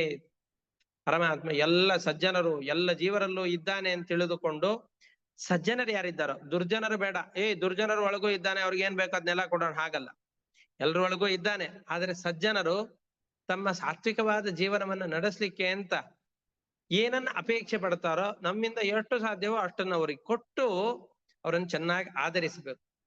ಇವೆಲ್ಲ ವಿಷ್ಣು ಭಕ್ತಿಗೆ ಇರುವಂತಹ ಉಪಾಯಗಳು. ಈ ರೀತಿಯಾಗಿ ಈ ಉಪಾಯಗಳಿಂದ ನಿಧಾನವಾಗಿ ಭಗವಂತನಲ್ಲಿ ಭಕ್ತಿಯನ್ನ ಅಭಿವೃದ್ಧಿ ಮಾಡಿಕೊಳ್ಬೇಕು. ನಮ್ಮಲ್ಲಿರುವಂತಹ ಕಾಮ, ಕ್ರೋಧ, ಲೋಭ, ಮೋಹ, ಮದ, ಮಾತ್ಸರ್ಯ ಅಂತ ಷಡ್ವೈರಿಗಳು ಅಂತ ಕರೀತಾರೆ. ಇವುಗಳನ್ನು ನಿಗ್ರಹ ಮಾಡಿಕೊಳ್ಬೇಕು. ಈಗ ಚಾತುರ್ಮಾಸ್ಯ ಕಾಲ ಪ್ರಾರಂಭ ಆಗಿದೆ. ಈ ವ್ರತ ಕಾಲದಲ್ಲಿ ನೀವೆಲ್ಲ ಕೇಳಿರಬಹುದು, ವ್ರತವನ್ನ ಮಾಡ್ತಾರೆ. ಮೊದಲನೇ ತಿಂಗಳಲ್ಲಿ ಒಂದಿಷ್ಟು ಪದಾರ್ಥಗಳನ್ನ, ಶಾಖ ಪದಾರ್ಥಗಳನ್ನ, ತರಕಾರಿಗಳು ಯಾವುದನ್ನು ತಿನ್ನೋದಿಲ್ಲ. ಬರೀ ಹೆಸರು ಬೇಳೆ, ಕಡಲೆಬೇಳೆ, ಅದಷ್ಟೇ, ಮೆಣಸಿನಕಾಯಿ ಏನೇನೂ ಬರೋದಿಲ್ಲ. ನಮಗೆ ಈ ಸಂದರ್ಭದಲ್ಲಿ ಪ್ರತಿನಿತ್ಯಕ್ಕಿಂತ ಹೆಚ್ಚಿಗೆ ಅದನ್ನ ತಿನ್ನಬೇಕು ಅಂತ ಬಯಕೆ, ಬಾಯಿ ಚಪಲ ಇರತ್ತೆ. ಕಾಮ, ಸಿಗದೆ ಇದ್ದಾಗ ಕ್ರೋಧ, ಸಿಗಬೇಕು ಅಂತ ಲೋಭ. ಇದು ಎಲ್ಲವನ್ನು ಕೂಡ ಏನಾದ್ರೂ ಆಗ್ಲಿ ಆಗಲ್ಲ, ತಿನ್ನೋದಿಲ್ಲ ನಾನು ಅಂತ ಅವುಗಳನ್ನ ಸ್ವಲ್ಪ ನಿಧಾನವಾಗಿ, ಇದು ಎಲ್ಲ ಈ ವ್ರತಗಳು ಇದು ಒಂದು ಅಂತ ನಾ ಹೇಳ್ತಾ ಇಲ್ಲ. ಏಕಾದಶಿ ಉಪವಾಸವಾಗಿರ್ಬಹುದು, ಈ ಚಾತುರ್ಮಾಸ್ಯ ವ್ರತ ಆಗಿರ್ಬಹುದು, ಅಥವಾ ಶನಿವಾರದ ದಿವಸ ಯಾರೋ ಒಬ್ರು ಉಪವಾಸವನ್ನು ಹಿಡಿದಿರ್ತಾರೆ, ಮಂಗಳ ಗೌರಿ ವ್ರತ ಅಂತ ಹಿಡಿದಿರ್ತಾರೆ, ಆ ಸಂದರ್ಭ ಮಾತನಾಡಬಾರ್ದು ಅಂತ ಯಾವ್ದೋ ಒಬ್ಬ ಒಂದು ವ್ರತ ಹಿಡಿದಿರ್ತಾರೆ. ಪ್ರತಿ ದಿವಸ ಮಾತನಾಡದೆ ಇದ್ರು ಮಾತನಾಡಬಾರ್ದು ಅಂತ ಮೌನ ವ್ರತ ಹಿಡಿದಾಗ ಹೆಚ್ಚಿಗೆ ಮಾತಾಡ್ಬೇಕು ಅಂತ ಅನಿಸ್ತಾ ಇರತ್ತೆ. ಆದ್ರೂ ಇಲ್ಲ, ಮಾತಾಡೋದಿಲ್ಲ ಅಂತ ಯಾವ ಇಂದ್ರಿಯಗಳು ನಮ್ಮನ್ನು ಬಹಳ ಕೀಟಲೆ ಮಾಡುತ್ತೋ, ನಮ್ಮನ್ನ ಸೋಲಿಸಿ ಬಿಡಬೇಕು ಅಂತ ಬರುತ್ತೋ, ಆ ಎಲ್ಲ ಇಂದ್ರಿಯಗಳನ್ನ ಹತೋಟಿಯಲ್ಲಿ ತಂದುಕೊಳ್ಬೇಕು. ಇಷ್ಟನ್ನ ಮಾಡ್ತಾ ನಮ್ಮ ಇಂದ್ರಿಯಗಳನ್ನ ಸ್ವಲ್ಪ ಮಟ್ಟಿಗೆ ಹತೋಟಿಯನ್ನ ತಂದುಕೊಡ್ಲಿಕ್ಕೆ ನಮ್ಮ ಕೈಯಿಂದ ಆಯ್ತು ಅಂತಾದ್ರೆ ಆವಾಗ ಭಕ್ತಿಯನ್ನ ಮಾಡ್ಲಿಕ್ಕೆ ಅನುಕೂಲ ಆಗತ್ತೆ. ನಮಗೆಲ್ಲ ಈಗಲೂ ಭಕ್ತಿಯನ್ನ ಮಾಡ್ಲಿಕ್ಕೆ ಅವಕಾಶ ಇದೆ, ಮಾಡ್ತಾ ಇದ್ದೇವೆ. ಆದ್ರೆ ಈ ಭಕ್ತಿ ಪಕ್ವವಾಗ್ತಾ ಹೋಗ್ಬೇಕು. ಮೊದಲಿಗೆ ಇದ್ದಂತಹ ಭಕ್ತಿಯೇ ನಾವು ಸಾಯೋವರೆಗೂ ಇತ್ತು ಅಂದ್ರೆ ಉಪಯೋಗ ಇಲ್ಲ. ಆ ಭಕ್ತಿ ಅಭಿವೃದ್ಧಿ ಬರಬೇಕು, ಭಕ್ತಿಯಲ್ಲಿ ಪಕ್ವತೆ ಬರಬೇಕು. ಆ ಪಕ್ವತೆ ಬರಬೇಕು ಅಂತಂದ್ರೆ ಇಷ್ಟೆಲ್ಲ ಉಪಾಯಗಳಿಂದ ಭಗವಂತನನ್ನ ಆರಾಧನೆ ಮಾಡಬೇಕು. ಅದರಿಂದ ಧ್ಯಾನ ಸುಖ ಲಭಿಸತ್ತೆ ಅಂತ ಹೇಳ್ತಾರೆ. ಇಲ್ಲ ಅಂತಂದ್ರೆ ಏನಾಗತ್ತೆ ಅಂತಂದ್ರೆ ಧ್ಯಾನ ಮಾಡ್ತಾ ಇರ್ತೇವೆ, ಒಂದು ಕುಕ್ಕರಿನ ಸೀಟಿ ಆದ ತಕ್ಷಣ ಅಯ್ಯೋ ಕುಕ್ಕರಿನ ಸೀಟಿ ಆಯ್ತು, ಒಂದಾಯ್ತು, ಎರಡಾಯ್ತು, ಮೂರಾಯ್ತು, ಮೂರನೇದಾಗ್ಬೇಕಾದ್ರೆ ಮೂರನೇದಾಯ್ತು, ನಾಲ್ಕನೇದಾಯ್ತು ಅಂತ ಅಲ್ಲಿ ಯೋಚನೆ ಇರುತ್ತೆ ಹೊರತಾಗಿ ಮನಸ್ಸಿನ ಧ್ಯಾನ ಎಲ್ಲ ಹೋಯ್ತು, ಗೋವಿಂದ ಅಂತ ಆಗಿ ಹೋಗ್ಬಿಡತ್ತೆ. ಹಾಲು ಉಕ್ತೋ ಏನೋ, ಹಾಲ್ನವನ್ ಬನ್ನೋ ಏನೋ, ಮನೆಗೆ ಯಾರೋ ಬಂದ್ರೋ ಏನೋ, ಊರಲ್ಲಿ ಇಲ್ಲದೆ ಇರೋ ಎಲ್ಲ ಘಟನೆಗಳು ಆವಾಗ್ಲೇ ನೆನಪಾಗತ್ತೆ. ನೆನಪಾಗಬಾರ್ದು. ಒಂದು 5 ನಿಮಿಷ ಆದ್ರೂ ಪ್ರಶಾಂತವಾಗಿ ಭಗವಂತನನ್ನ ಧ್ಯಾನ ಮಾಡ್ಬೇಕು ಅಂದ್ರೆ ಮೇಲ್ಗಡೆ ಹೇಳಿದಂತ ಎಲ್ಲವನ್ನ ಸ್ವಲ್ಪ ಸ್ವಲ್ಪ ನಿಧಾನವಾಗಿ ಆಚರಿಸ್ತಾ ಬಂದು ಸ್ವಲ್ಪ ಶಾಸ್ತ್ರ ಶ್ರವಣ ಮಾಡಿದ್ವಿ ಅಂತಾದ್ರೆ, ಇಂದ್ರಿಯಗಳನ್ನ ಸ್ವಲ್ಪ ಹತೋಟಿಯಲ್ಲಿ ತಂದುಕೊಂಡ್ವಿ ಅಂತಂದ್ರೆ ಒಂದು 5 ನಿಮಿಷಕ್ಕೆ ಅವಕಾಶ ಆಗತ್ತೆ ಧ್ಯಾನ ಮಾಡ್ಲಿಕ್ಕೆ. 5 ನಿಮಿಷ, 6, 7, 8, 10, 15, 20 ನಿಮಿಷಕ್ಕೆ ಬಂತು ಅಂತಂದ್ರೆ ಈ ವರ್ಷದ ಸಾಧನೆ ಆಯ್ತು ಅಂತಂದು. ನಮಗೆಲ್ಲ ಇಂತಹ ಭಕ್ತ ಏನು ಮಾಡ್ತಾನೆ ಅಂತ ನಮಗೆ ಹೇಳ್ತಾ ಇದ್ದಾನೆ. ನಮಗೆ ಯಾವತ್ತಾದ್ರೂ ಈ ತರದ ಭಾವನೆ ಬಂದಿದೆ ಅಂತಾದ್ರೆ ನಾವು ಸ್ವಲ್ಪ ಭಕ್ತರಾಗಿದ್ದೇವೆ ಅಂತ ಅಂದುಕೊಳ್ಬಹುದು. ಪ್ರಹ್ಲಾದ ತನ್ನ ಅನುಭವಗಳನ್ನು ಹೇಳ್ಕೊಳ್ತಾ ಇದ್ದಾನೆ. ಭಕ್ತನಾದವನಿಗೆ ಭಗವಂತನ ಕಥೆಗಳನ್ನ ಕೇಳ್ತಾ ಇದ್ರು ಅಂತಂದ್ರೆ, ಭಗವಂತ ಮಾಡಿದ ಉಪಕಾರಗಳನ್ನು ಕೇಳ್ತಾ ಇದ್ದಾನೆ ಅಂತಾದ್ರೆ, ನಾವೆಲ್ಲ 5ನೇ ಸ್ಕಂದವನ್ನ ನೋಡಿದ್ದೇವೆ. ಈಗ ನಾವಿರುವಂತಹ ಭೂಮಿ, ನಮ್ಮ ಮನೆ ಎಲ್ಲಿದೆ, ನಾವು ದೊಡ್ಡ ಲ್ಯಾಂಡ್ ಲಾರ್ಡು, ನಮ್ಮಲ್ಲಿರುವಂತಹ ಭೂಮಿ ದೊಡ್ಡದಿದೆ ಅಂತ ಅಂದುಕೊಂಡಿರ್ತೇವೆ. ನಮ್ಮ ದೇಶ ಎಷ್ಟು ದೊಡ್ಡದಿದೆ, ಈ ಬ್ರಹ್ಮಾಂಡ ಎಷ್ಟು ದೊಡ್ಡದಿದೆ. ದ್ವೀಪಗಳಲ್ಲಿ ನಾವು ಯಾವುದೋ ಒಂದು ಮೂಲೆಯ ಒಂದು ಸೂಜಿ ಮೊನೆಯನ್ನ ಹಾಕಿ ಹಿಂಗ್ ಬಿಟ್ರು ಅದರಲ್ಲಿ ನಮ್ದು ಅಂತ ಯಾವ್ದು ಜಾಗ ಇಲ್ಲ. ಅಂತಹ ದೊಡ್ಡ ಬ್ರಹ್ಮಾಂಡದ ಒಳಗಡೆಯಲ್ಲಿ ನಾವು ಸೇರಿಕೊಂಡಿದ್ದೇವೆ. ಇಂತಹ ದೊಡ್ಡ ಬ್ರಹ್ಮಾಂಡವನ್ನು ಸೃಷ್ಟಿ ಮಾಡಿದ್ದಾನಲ್ಲ, ಮಾಡಿ ನಮಗೆಲ್ಲ ಶರೀರವನ್ನು ಕೊಟ್ಟಿದ್ದಾನಲ್ಲ, ಕಣ್ಣು, ಕಿವಿ, ಮೂಗು, ಬಾಯಿ ಎಲ್ಲ ಇರಬೇಕಾದ ಕಡೆಗಳಲ್ಲಿ ಇದೆ ಅಲ್ಲ, ನಾವೆಲ್ಲ ಇಷ್ಟು ಚೆನ್ನಾಗಿ ಇಡೀ ಜೀವನವನ್ನು ಭೋಗ ಮಾಡಿದವಲ್ಲ, ಇದರಲ್ಲಿ ಮೂಗಿರಬೇಕಾದ ಜಾಗದಲ್ಲಿ ಮೂಗೇ ಇರ್ಲಿಲ್ಲ ಅಂತಂದ್ರೆ, ಕಣ್ಣೇ ಕೊಡ್ಲಿಲ್ಲ ಅಂತಂದ್ರೆ, ಕೈಕಾಲುಗಳಲ್ಲಿ ಶಕ್ತಿಯನ್ನೇ ತೆಗೆದು ಬಿಟ್ಟಿದ್ದ ಅಂತಂದ್ರೆ ನಮ್ಮ ಗತಿ ಏನಾಗ್ತಾ ಇತ್ತು. ಅಂತಹ ಜನರನ್ನು ನೋಡಿದಾಗ ಒಂದು ಕ್ಷಣದಲ್ಲಿ ಓ ಭಗವಂತ, ನಮಗೆ ಎಷ್ಟು ದೊಡ್ಡ ಅನುಗ್ರಹ ಮಾಡಿದ್ದೀಯಪ್ಪ. ಅವತಾರಗಳನ್ನ ಮಾಡಿ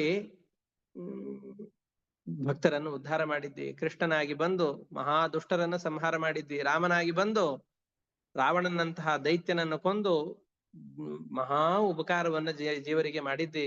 ನೀನು ಬರಬೇಕಾದ ಅನಿವಾರ್ಯತೆ ಇದ್ದಿದ್ದಿಲ್ಲ. ಈಗ ಪ್ರಹ್ಲಾದನ ಕಥೆಯನ್ನು ಹೇಳ್ಬೇಕಾದ್ರೆ ಪ್ರಹ್ಲಾದ ವರದನಾಗಿ ಆ ಕಂಬದಲ್ಲಿ ಮೂಡಿ ಬಂದಿದ್ದಿ ಪರಮಾತ್ಮ ನೀನು.